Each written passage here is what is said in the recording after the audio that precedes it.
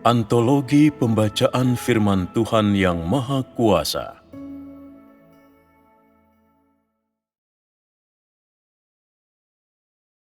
Tuhan itu sendiri, Tuhan yang unik dua, watak Tuhan yang benar.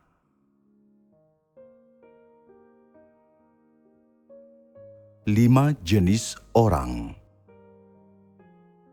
Untuk sementara, aku akan meninggalkan persekutuan kita tentang watak Tuhan yang benar selesai sampai di sini. Berikutnya, aku akan menggolongkan para pengikut Tuhan ke dalam beberapa kategori, menurut pemahaman mereka tentang Tuhan dan pemahaman serta pengalaman mereka dengan wataknya yang benar, sehingga engkau semua bisa mengetahui ada di tahap mana engkau semua sekarang berada dan juga sampai mana tingkat pertumbuhanmu saat ini.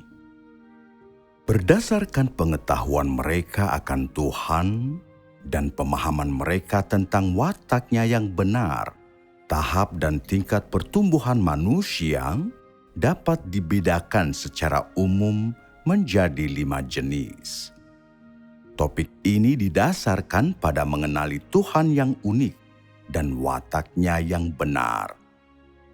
Oleh karena itu, saat engkau semua membaca isi tulisan berikut, engkau semua harus berhati-hati, berusaha mencari tahu dengan tepat sejauh apa pemahaman dan pengetahuan yang engkau semua miliki tentang keunikan Tuhan dan wataknya yang benar, dan selanjutnya menggunakan ini untuk menilai ada di tahap mana engkau semua berada, seberapa besar tingkat pertumbuhanmu sebenarnya, dan termasuk jenis manusia apa engkau semua sebenarnya.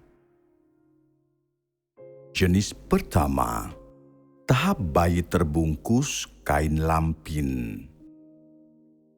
Apakah bayi terbungkus kain lampin itu? Bayi terbungkus kain lampin adalah bayi yang baru datang ke dunia, baru lahir. Ini adalah saat di mana manusia ada di posisi paling kecil dan paling tidak dewasa. Orang-orang di tahap ini pada dasarnya tidak memiliki kesadaran atau hati nurani tentang kepercayaan kepada Tuhan. Mereka bingung dan tidak acuh terhadap segala sesuatu. Orang-orang ini mungkin sudah percaya kepada Tuhan lama sekali atau belum lama sama sekali, tetapi keadaan mereka yang penuh kebingungan dan kebodohan dan tingkat pertumbuhan mereka menempatkan mereka di tahap bayi terbungkus kain lampin. Definisi tepatnya dari kondisi bayi terbungkus kain lampin adalah sebagai berikut. Tidak peduli sudah berapa lama orang jenis ini percaya kepada Tuhan, ia akan selalu bodoh, bingung, berpikiran pendek. Ia tidak tahu mengapa dirinya percaya kepada Tuhan, juga tidak tahu Tuhan itu siapa atau siapakah Tuhan. Walau ia mengikuti Tuhan, tidak ada definisi yang pasti tentang Tuhan dalam hatinya, dan ia tidak bisa menentukan apakah yang ia ikuti adalah Tuhan. Apalagi, apakah ia harus benar-benar percaya kepada Tuhan dan mengikutinya. Inilah kondisi nyata dari orang jenis ini. Pikiran orang-orang ini tertutup dan sederhananya, kepercayaan mereka adalah kebingungan. Mereka selalu berada dalam keadaan bingung dan tidak tahu apa-apa. Bodoh, bingung, dan berpikiran pendek adalah tepatnya keadaan mereka. Mereka tidak pernah melihat atau merasakan keberadaan Tuhan, dan karenanya berbicara dengan mereka tentang mengenal Tuhan sama seperti menyuruh mereka membaca buku yang ditulis dalam bahasa Mesir kuno. Mereka tidak akan mengerti atau menerimanya. Bagi mereka, mengenal Tuhan sama seperti mendengar dongeng fantasi. Sementara pikiran mereka tertutup, mereka sebenarnya menganggap bahwa mengenal Tuhan itu benar-benar membuang waktu dan tenaga. Ini adalah manusia jenis pertama, bayi terbungkus kain lampin. Jenis kedua, tahap bayi menyusu. Dibandingkan bayi terbungkus kain lampin, manusia jenis ini sudah mengalami sedikit kemajuan. Sayangnya mereka masih belum memiliki pemahaman apapun tentang Tuhan. Mereka masih kurang memiliki pemahaman yang jelas dan wawasan tentang Tuhan, dan mereka tidak begitu jelas tentang mengapa mereka harus percaya kepada Tuhan. Tetapi di dalam hatinya, mereka memiliki tujuan sendiri dan gagasan yang jelas. Mereka tidak memikirkan apakah benar untuk percaya kepada Tuhan. Tujuan dan sasaran yang mereka cari lewat kepercayaan kepada Tuhan adalah untuk menikmati kasih karunia-Nya, mendapatkan sukacita dan damai, hidup nyaman, mendapatkan pemeliharaan dan perlindungan Tuhan, serta hidup dalam berkat-berkat Tuhan. Mereka tidak peduli dengan tingkat pengenalan mereka akan Tuhan. Mereka tidak memiliki dorongan untuk mencari pemahaman akan Tuhan atau peduli dengan apa yang Tuhan sedang kerjakan atau apa yang ingin Dia lakukan. Mereka hanya dengan membabi buta mencari cara menikmati kasih karunia-Nya dan mendapatkan lebih banyak berkat-Nya. Mereka berusaha menerima 100 kali lipat di masa kini dan hidup kekal di masa depan. Pemikiran, pengeluaran, dan pengabdian, serta penderitaan mereka, semuanya memiliki tujuan yang sama, mendapatkan berkat dan kasih karunia Tuhan. Mereka tidak memikirkan hal lain. Orang jenis ini yakin hanya bahwa Tuhan bisa menjaga mereka tetap aman dan memberikan kasih karunia-Nya kepada mereka. Bisa dikatakan bahwa mereka tidak tertarik dan sangat tidak jelas tentang mengapa Tuhan ingin menyelamatkan manusia atau hasil yang ingin dicapai Tuhan dengan firman dan pekerjaan-Nya. Mereka tidak pernah berusaha untuk mengenal hakikat Tuhan dan watak-Nya yang benar, atau berusaha membangkitkan ketertarikan untuk melakukannya. Mereka tidak suka memperhatikan hal-hal tersebut, juga tidak ingin mengetahui semua itu. Mereka tidak ingin bertanya tentang pekerjaan Tuhan, tuntutan Tuhan terhadap manusia, kehendak Tuhan, atau apapun yang berkaitan dengan Tuhan.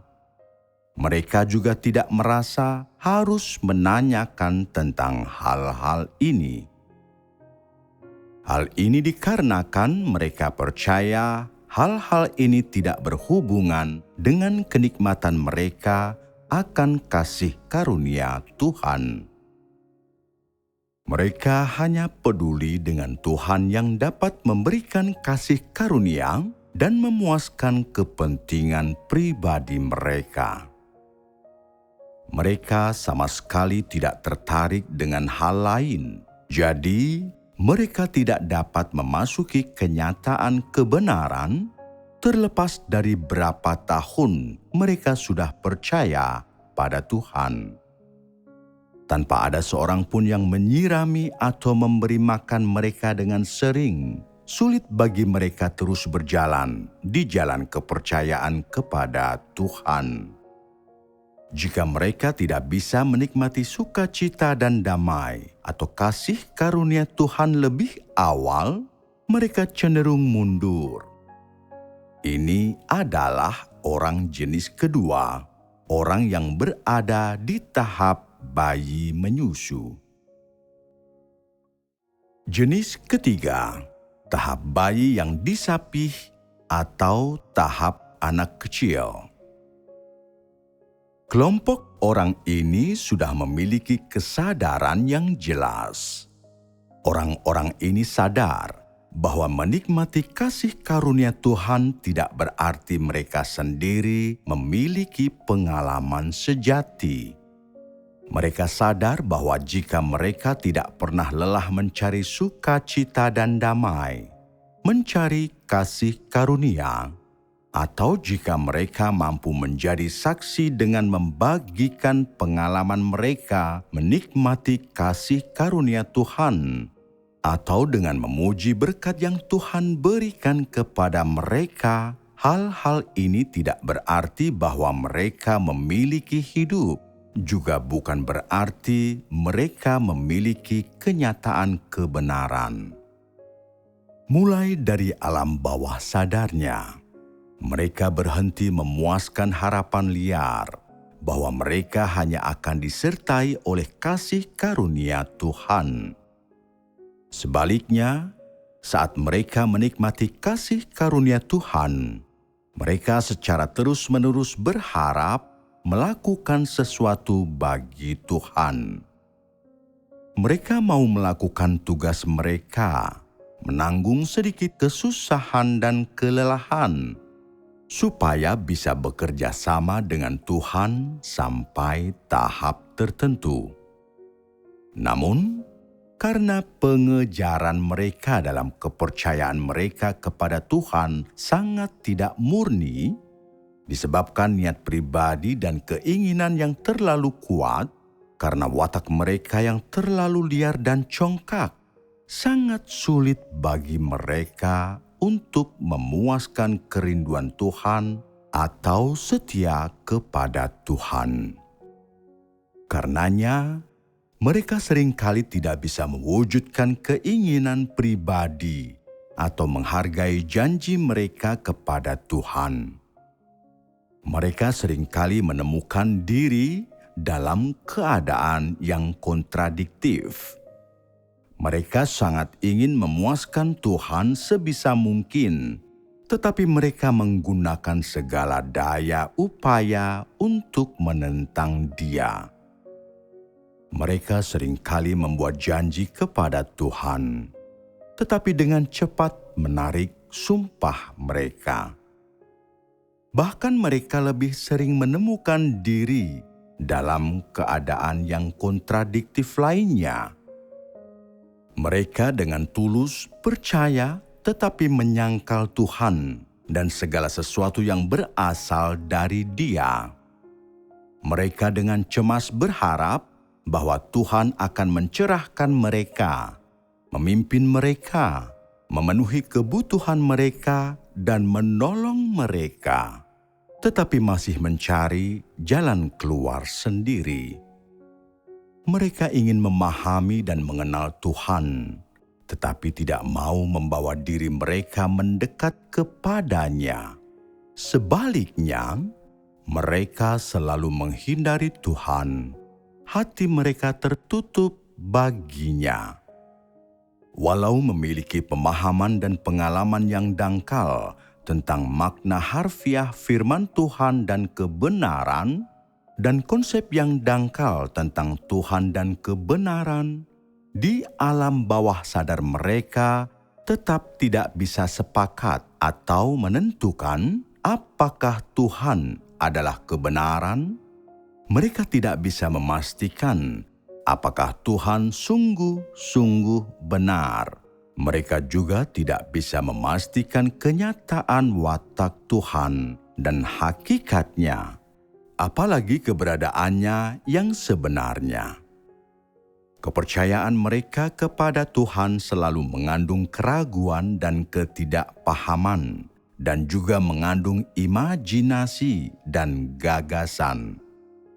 Saat menikmati kasih karunia Tuhan, mereka juga dengan enggan mengalami atau melatih sebagian dari apa yang mereka percaya sebagai kebenaran yang layak, supaya memperkaya kepercayaan mereka, menambah pengalaman mereka dalam percaya kepada Tuhan, memverifikasi pemahaman mereka tentang percaya kepada Tuhan, memuaskan kesia-siaan mereka dalam berjalan di jalan kehidupan yang mereka buat sendiri, dan menyelesaikan sebuah tujuan yang benar bagi umat manusia.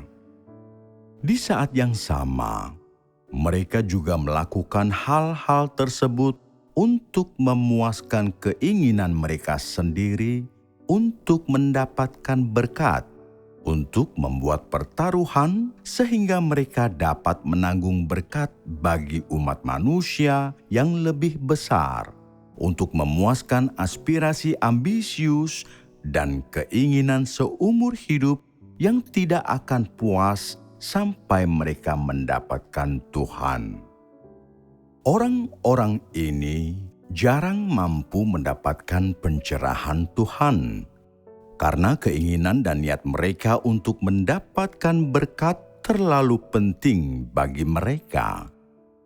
Mereka tidak memiliki keinginan untuk melepaskannya dan tidak sanggup melepaskannya.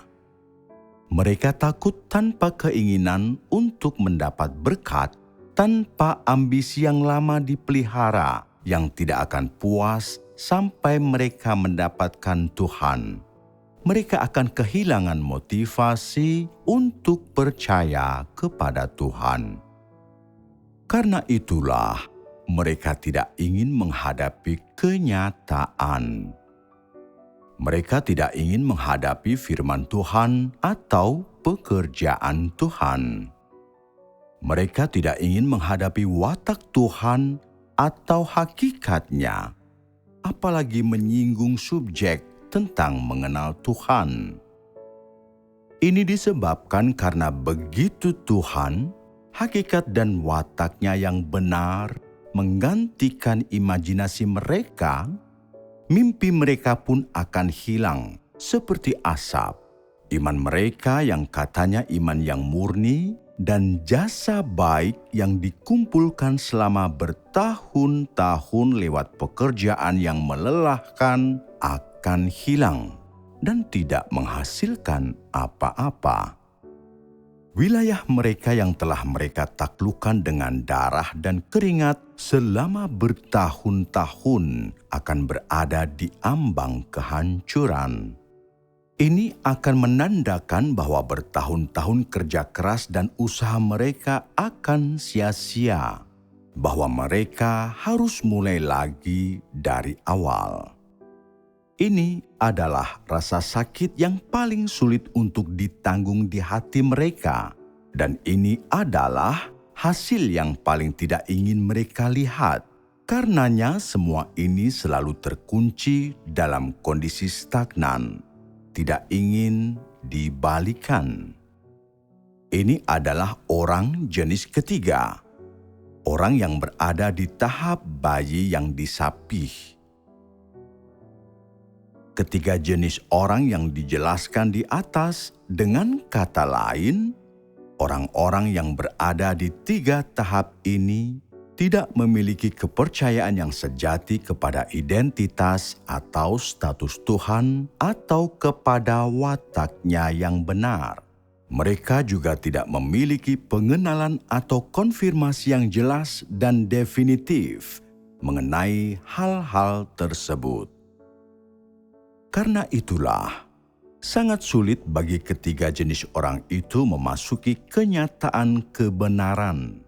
dan juga sulit bagi mereka untuk menerima belas kasih, pencerahan, atau penerangan Tuhan, karena cara mereka percaya kepada Tuhan dan sikap mereka yang salah terhadap Tuhan membuat Dia tidak mungkin melakukan pekerjaan dalam hati mereka.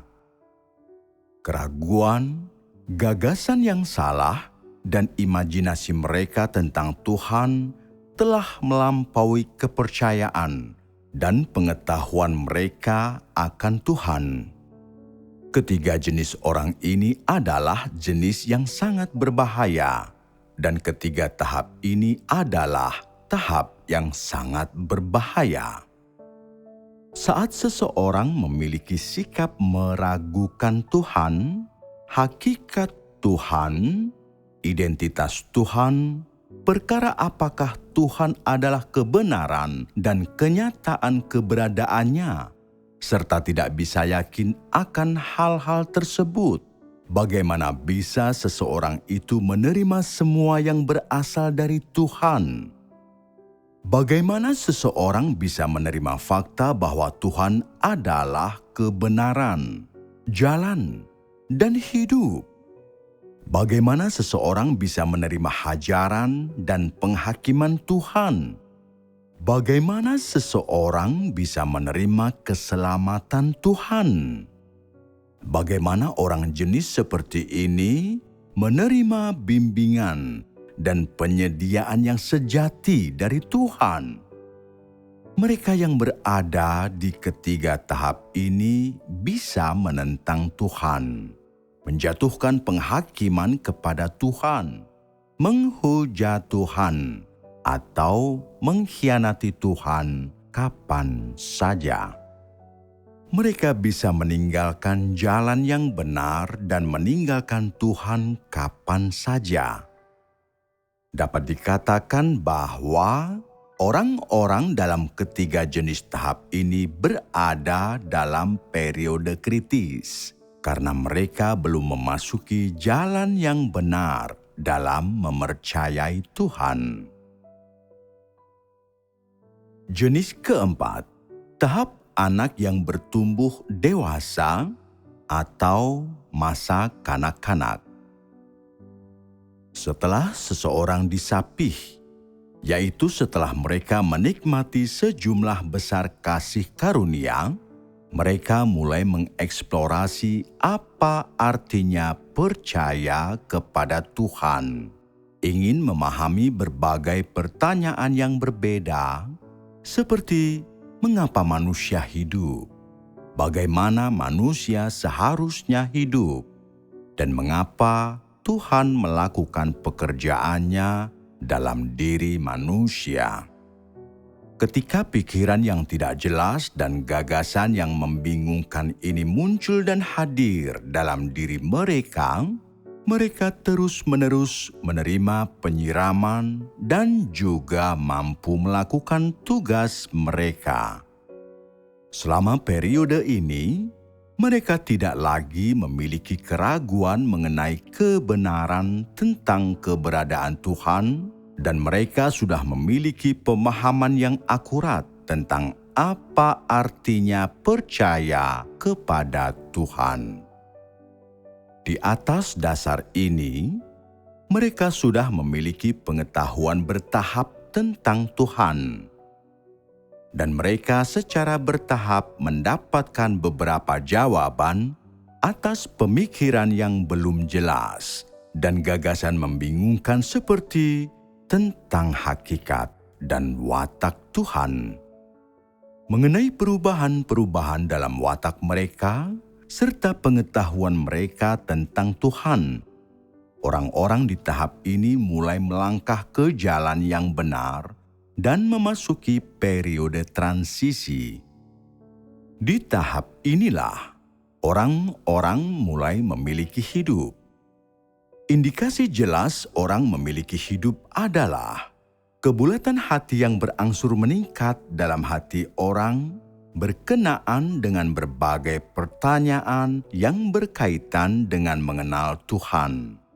Kesalahpahaman, imajinasi, gagasan, dan definisi yang samar tentang Tuhan, bahwa mereka tidak hanya benar-benar percaya dan tahu kenyataan tentang keberadaan Tuhan, namun juga memiliki definisi dan orientasi tentang Tuhan yang jelas di hati mereka, yaitu bahwa sungguh-sungguh mengikuti Tuhan telah menggantikan iman mereka yang samar.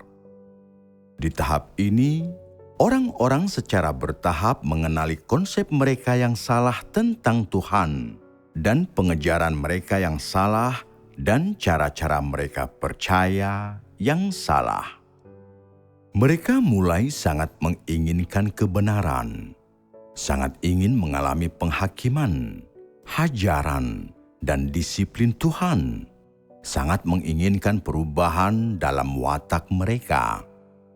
Mereka secara bertahap meninggalkan segala macam gagasan dan imajinasi tentang Tuhan di tahap ini.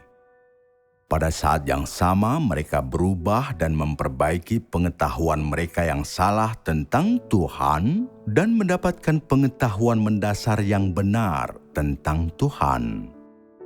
Walau sebagian dari pengetahuan yang dimiliki manusia di tahap ini tidak terlalu spesifik atau akurat, setidaknya mereka secara bertahap mulai meninggalkan gagasan, pengetahuan yang salah, dan kesalahpahaman tentang Tuhan.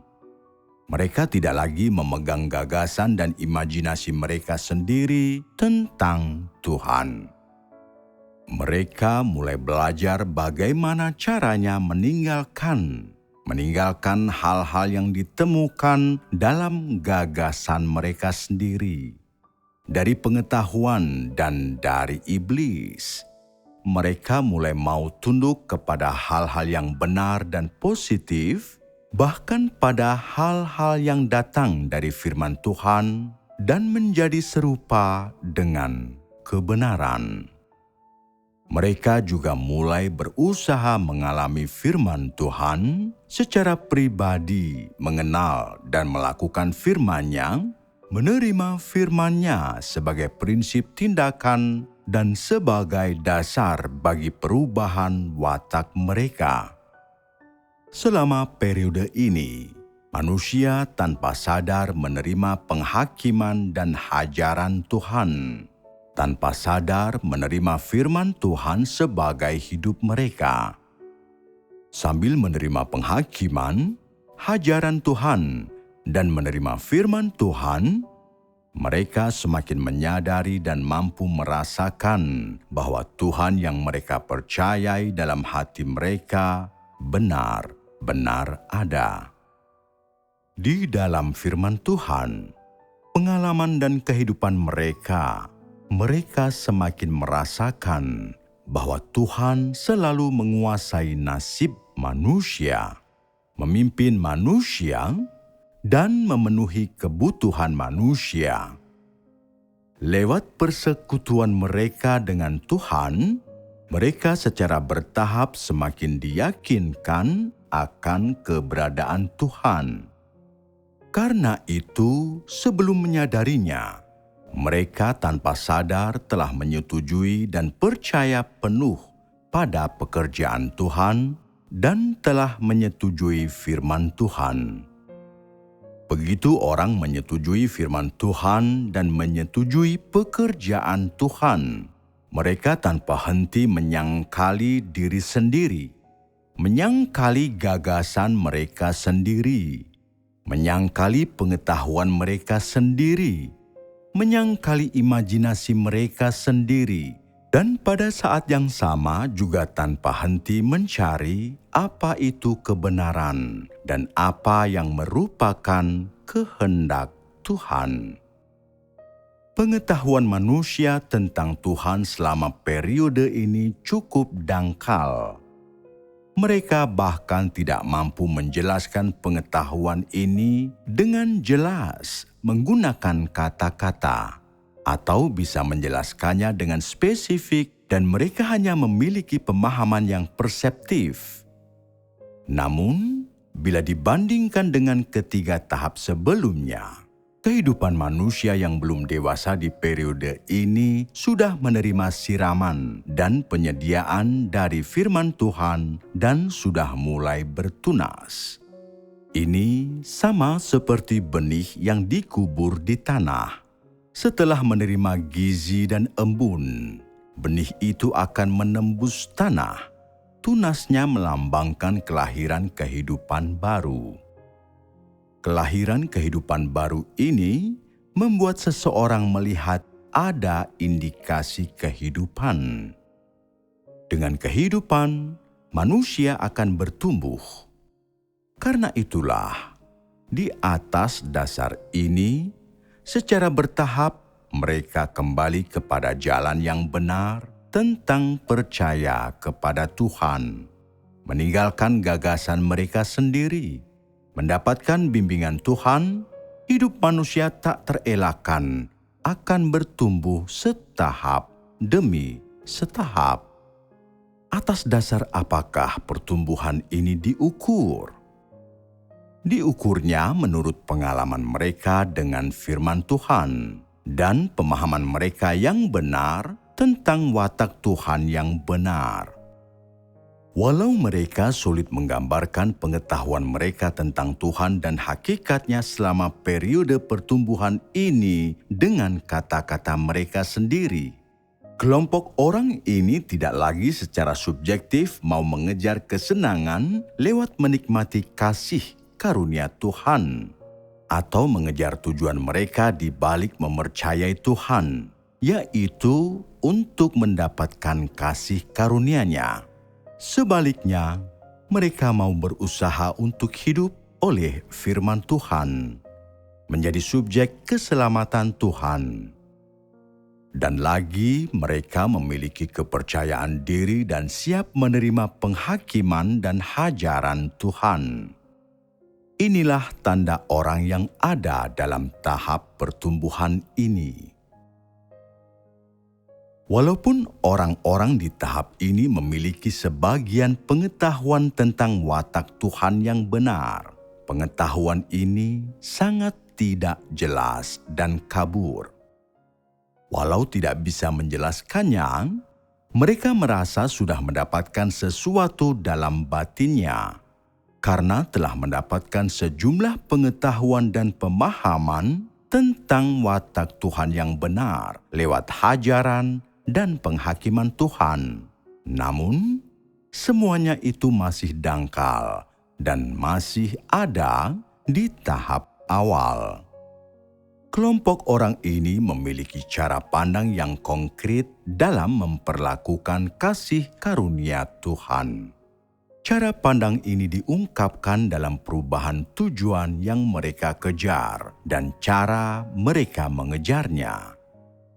Mereka sudah melihat dalam firman Tuhan dan pekerjaannya, dalam semua tuntutan Tuhan terhadap manusia dan dalam pewahyuannya tentang manusia, bahwa jika mereka tetap tidak mengejar kebenaran, jika tetap tidak berusaha untuk masuk ke dalam kenyataan, jika mereka tetap tidak berusaha memuaskan dan mengenal Tuhan saat mereka mengalami firman-Nya, mereka akan kehilangan makna penting dari percaya kepada Tuhan. Mereka melihat bahwa tidak peduli seberapa banyak mereka menikmati kasih karunia Tuhan, mereka tidak dapat mengubah watak mereka, memuaskan Tuhan atau mengenal Tuhan. Dan jika manusia terus hidup di antara kasih karunia Tuhan, mereka tidak akan pernah mencapai pertumbuhan, mendapatkan hidup atau mampu menerima keselamatan. Singkatnya, jika seseorang tidak mampu mengalami firman Tuhan dan tidak mampu mengenal Tuhan lewat firman-Nya, orang itu akan selamanya berada di tahap kanak-kanak dan tidak pernah maju selangkah pun dalam pertumbuhan kehidupannya. Jika engkau selamanya ada di tahap kanak-kanak, jika engkau tidak pernah masuk ke dalam kenyataan firman Tuhan. Jika engkau tidak pernah memiliki firman Tuhan sebagai hidupmu. Jika engkau tidak pernah memiliki kepercayaan dan pengetahuan sejati tentang Tuhan, apakah ada kemungkinan engkau akan dijadikan sempurna oleh Tuhan? Oleh karena itu, semua orang yang masuk ke dalam kenyataan firman Tuhan, semua orang yang menerima firman Tuhan sebagai hidup mereka, semua orang yang mulai menerima hajaran dan penghakiman, semua orang yang watak rusaknya mulai berubah, dan semua orang yang memiliki hati yang sangat merindukan kebenaran, memiliki kerinduan untuk mengenal Tuhan, memiliki kerinduan untuk menerima keselamatan Tuhan. Orang-orang inilah yang benar-benar memiliki kehidupan. Inilah orang-orang jenis keempat, anak yang bertumbuh dewasa, orang di tahap masa kanak-kanak. Tahap kelima, tahap kehidupan dewasa atau tahap orang dewasa. Setelah mengalami tahap masa kanak-kanak, tahap pertumbuhan ini penuh dengan perubahan ke arah sebaliknya yang terjadi berulang kali. Hidup manusia sudah stabil. Langkah maju mereka tidak lagi berhenti. Dan tidak ada seorang pun yang mampu menghalangi mereka. Walau jalan di depan mereka masih kasar dan berbatu-batu, mereka tidak lagi lemah atau takut. Mereka tidak lagi tersandung atau kehilangan pijakan. Dasar mereka tertanam kuat dalam pengalaman sejati mereka akan firman Tuhan. Hati mereka telah tertarik kepada kebesaran dan martabat Tuhan. Mereka ingin mengikuti jejak langkah Tuhan, mengetahui hakikat Tuhan, mengetahui Tuhan dalam seluruh keberadaannya. Orang-orang di tahap ini sudah tahu dengan jelas siapa yang mereka percayai, dan tahu dengan jelas mengapa mereka harus percaya kepada Tuhan dan makna dari hidup mereka masing-masing.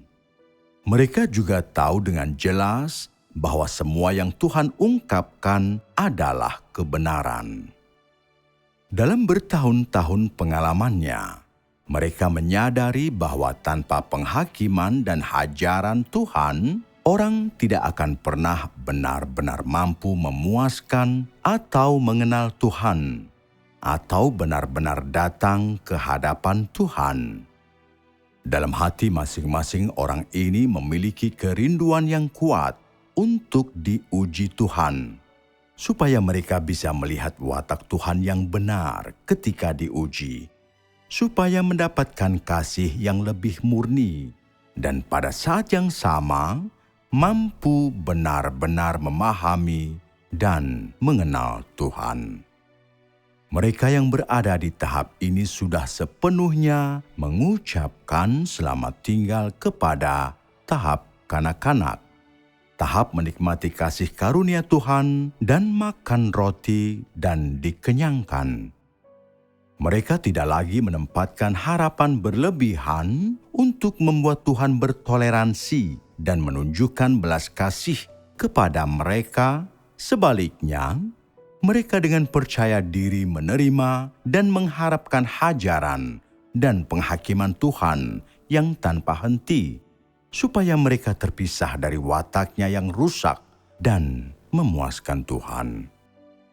Pengetahuan mereka akan Tuhan, pengejaran mereka atau tujuan akhir dari pengejaran mereka, semua itu sangat jelas dalam hati mereka. Karena itulah, orang-orang di tahap orang dewasa telah sepenuhnya mengucapkan selamat tinggal pada tahap iman yang samar, pada tahap di mana mereka bergantung pada kasih karunia untuk keselamatan, Tahap kehidupan yang tidak dewasa, yang tidak dapat tahan ujian. Tahap samar-samar, tahap tersandung, tahap sering tidak tahu jalan mana yang harus ditempuh. Pada periode tidak stabil, berpindah antara panas dan dingin dengan tiba-tiba, dan pada tahap di mana seseorang mengikuti Tuhan dengan mata tertutup. Orang-orang jenis ini sering menerima pencerahan dan penerangan Tuhan dan sering terlibat dalam persekutuan dan komunikasi yang sejati dengan Tuhan. Bisa dikatakan bahwa orang-orang yang berada di tahap ini telah memahami sebagian dari kehendak Tuhan. Mereka mampu menemukan prinsip-prinsip kebenaran di dalam semua yang mereka lakukan. Mereka tahu cara memuaskan kerinduan Tuhan. Terlebih lagi, mereka juga telah menemukan jalan menuju pengenalan akan Tuhan dan telah mulai bersaksi tentang pengetahuan mereka tentang Tuhan. Selama proses pertumbuhan bertahap, mereka memiliki pemahaman dan pengetahuan bertahap tentang kehendak Tuhan. Tentang kehendak Tuhan dalam menciptakan umat manusia, tentang kehendak Tuhan dalam mengelola manusia, dan mereka juga secara bertahap memiliki pemahaman dan pengenalan tentang watak Tuhan yang benar dalam hakikatnya. Tidak ada gagasan atau imajinasi manusia yang bisa menggantikan pengetahuan ini. Walau tidak bisa dikatakan bahwa di tahap kelima hidup seseorang ini, orang sudah sepenuhnya dewasa atau menyebut orang ini benar atau utuh, orang jenis ini sudah melangkah menuju kedewasaan dalam hidup. Orang ini sudah mampu datang ke hadapan Tuhan, berdiri berhadapan muka dengan firman Tuhan, dan berhadapan muka dengan Tuhan. Karena orang jenis ini telah mengalami begitu banyak firman Tuhan, mengalami ujian yang tidak terhitung banyaknya, dan mengalami peristiwa pendisiplinan, penghakiman, dan hajaran dari Tuhan yang tak terhitung banyaknya. Penundukan diri mereka kepada Tuhan tidak lagi bersifat relatif, tetapi mutlak. Pengetahuan mereka akan Tuhan telah berubah dari alam bawah sadar menjadi pengetahuan yang jelas dan tepat, dari dangkal menjadi dalam, dari samar dan tidak jelas menjadi jelas dan terlihat, dan mereka telah berubah dari mudah tersandung dan pasif dalam mencari menjadi pengetahuan tanpa usaha dan proaktif bersaksi. Bisa dikatakan, orang-orang di tahap ini telah memiliki kenyataan kebenaran firman Tuhan, bahwa mereka telah melangkah di jalan menuju kesempurnaan sama seperti Petrus. Inilah orang jenis kelima yang hidup dalam keadaan dewasa, tahap orang dewasa.